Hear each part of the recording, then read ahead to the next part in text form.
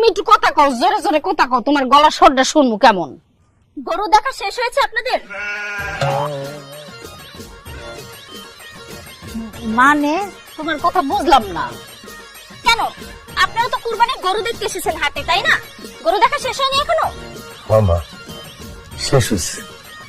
কিন্তু আমার শেষ হয়নি। এই, আপনি একটু উঠে দাঁড়ান তো। হ্যাঁ জি, আপনি উঠে দাঁড়ান। কেন? আপনার ফিটনেস চেক করবে, এতক্ষণ আমাকে চেক করছেন না? দাঁড়ান দাঁড়ান। কারে বলতেছেন আমারে? হ্যাঁ, আপনার কি বলতেছি, উঠে দাঁড়ান। তারা মুখে আমাদেরকে ঘিরে একটা চক্কর দৌড়ান। মানে কেন আমি চক্কর তুমি কি লিখা? আপনার ফিটনেস দেখতে হবে না? এতক্ষণ তো আমাকে খুব দেখছেন। আপনার অ্যাজমা, হাঁপানি রোগ কিংবা শ্বাসকষ্টের মতো যদি কোনো রোগ থাকে সেটা দেখতে হবে না? কি হলো, দৌড় দেন না কেন? মানে কি আব্বা কি কয় এগুলা? মা ও মা কি? এই, আপনি কি দৌড় দিবেন নাকি কুত্তা ডাক দিব?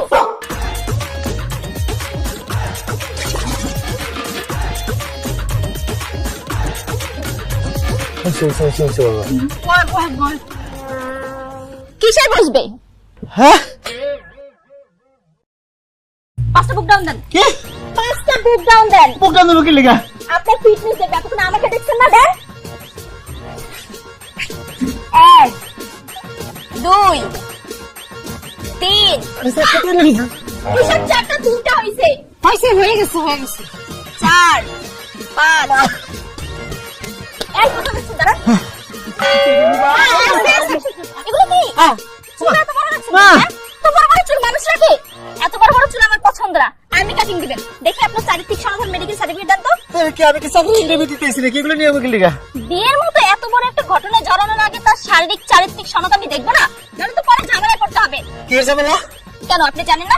এইসব ঝামেলার কারণে তো অধিকাংশ স্বামী স্ত্রীর মাঝখানে ডিভোর্স হয়। পাত্র আমার পছন্দ হয়েছে, কিন্তু উপযুক্ত কাগজপত্র ঠিক না থাকার কারণে আমি তাকে রিজেক্ট করলাম। পরবর্তীতে কাগজপত্র হালনাগাদ করে নিয়ে আসবেন।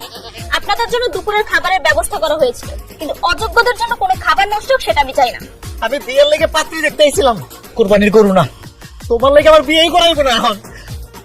আচ্ছা দেখ মনে আবার আরো অসুবিধা নাই। আব্বা আব্বা খারা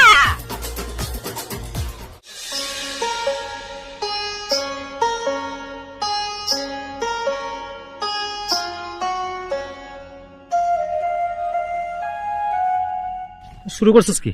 স্যার কই গেছিলেন মানিক ভাই? ওদিকে গেছিলাম, এখন তোর দোকানে যাবো। স্যার শুনেন না। আল্লাহ, আপনার কি মন খারাপ? আজকেও বোপান নাই? আল্লাহ বুঝায় নাই মানিক ভাই। আর শুনেন না মানিক ভাই, বউ খুঁজে না পাইলে